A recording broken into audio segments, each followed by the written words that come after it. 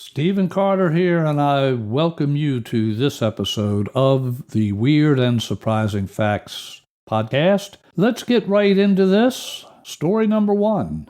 As a human being, who and what do you share DNA with? Do humans share DNA with all living things? Yes, we do. As a matter of fact, you share 50% of your DNA with bananas. You share 50% of your DNA with a banana, and what else do you share DNA with? Well, as a human being, all humans are 99.9% identical in their genetic makeup. Differences in the remaining 0.1% hold important clues about the causes of disease. So, how much DNA do we share with other living things? How about with fish? As it turns out, the fish are a lot like people. Humans and zebrafish share 70% of the same genes, and 84% of human genes known to be associated with human disease have a counterpart in zebrafish. How about, chickens? About 60% of chicken genes correspond to a similar human gene. However, researchers uncovered more small sequence differences between corresponding pairs of chicken and human genes, which are 75% identical on average, than between rodent and human genes, which are, 88% identical on average. How about canines? How about dogs? 82%. Cows, 80%. 69% with rats, and 67% with mice. Cats share about 90% of their DNA with humans. The bottom line, due to billions of years of evolution, humans share genes with all living organisms. The percentage of genes or DNA that organisms share records their similarities. We share more genes with organisms that are more closely related to us. So what animal is the closest relative to us relative to DNA? It's chimpanzees. Ever since researchers sequenced the chimp genome in 2005, they have known that humans share about 99% of our DNA we share with chimpanzees, and that makes them our closest living relative. Moving from DNA to the heart. Let's get to the heart of the matter. How many times does your heart beat in a year? On average, the human heart beats about 100,000 times a day. 100,000 times a day. This means in a year, if your heart rate is average, your heart beats more than 37 million times a year. 37 million times a year. A little quiz about heart health.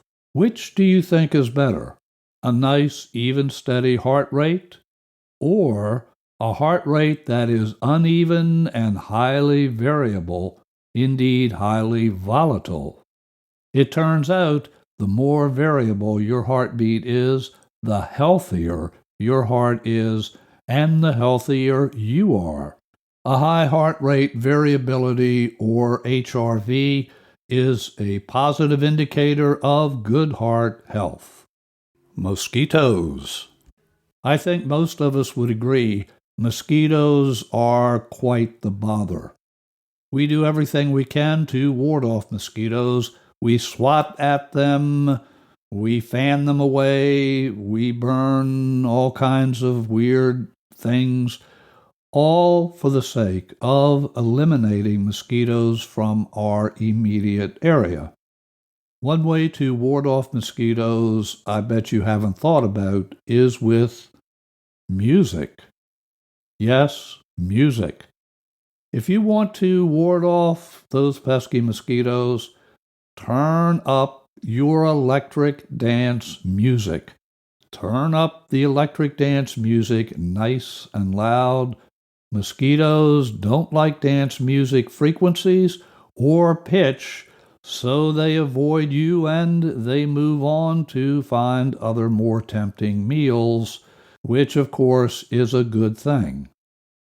I would bet that you're familiar with the story about Pinocchio. The classic story, The Adventures of Pinocchio, was written by Italian author Carlo Collodi and published in February of 1883. Recall that when Pinocchio lied, his nose grew longer, and it continued to grow longer with each and every fabrication, each and every lie. It turns out the author may have been inspired by an unusual fact of human physiology. When you lie, your nose gets warmer. When you lie, your nose gets warmer. There's no indication it gets longer, but it does heat up. When a person lies, they experience that Pinocchio effect.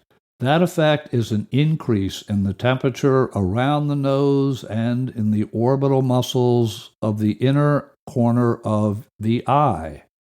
Interestingly, when we perform considerable mental effort, our face temperature actually drops.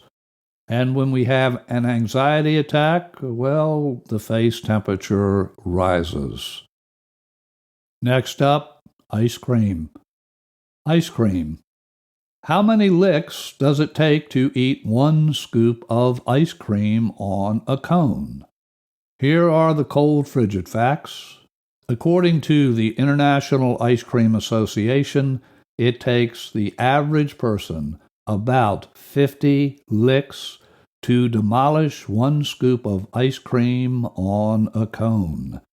It takes the average person about 50 licks to demolish one scoop of ice cream on a cone. The next time you order a tasty scoop of ice cream, go ahead and count the number of licks it takes you to finish off that tasty delight and see how your ice cream licking skills compare. If you would like to explore any of these weird and surprising facts in more detail, I will have resource information, all of that linked up in the show notes. Would you like more weird and surprising facts? Visit our website, weirdandsurprisingfacts.com, weirdandsurprisingfacts.com. Previous episodes of this show are there for your listening pleasure. You can also subscribe or follow there, or follow wherever you get your podcasts. When you do that, you will never miss an episode of Weird and Surprising Facts. Email me at cartermethod@gmail.com, cartermethod@gmail.com. Until our next visit together, your host here, Stephen Carter, from the Weird and Surprising Facts show, wishing you and your loved ones blessings in abundance.